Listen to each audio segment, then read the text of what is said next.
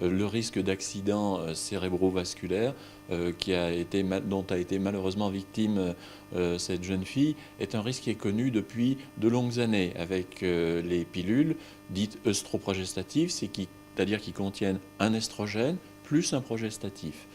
Ce qui est connu plus récemment, c'est que ce risque est augmenté avec des pilules plus récentes. C'est un risque, il faut bien le noter, qui est relativement faible, hein, c'est-à-dire qu'on double certes le risque, mais on reste que par exemple, on a un risque de phlébite qui est par exemple inférieur à ce que l'on a au cours d'une grossesse.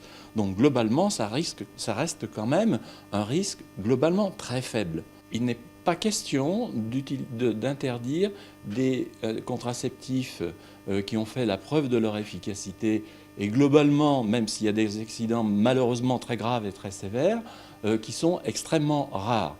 Simplement, ce qui est conseillé, c'est de s'orienter vers les pilules estroprogestatives qui présentent le moins de risques. Nous allons envoyer des courriers aux professionnels de santé, c'est-à-dire majoritairement les gynécologues et les médecins généralistes, pour les inciter à utiliser en première intention les pilules de deuxième génération plutôt que les pilules plus récentes.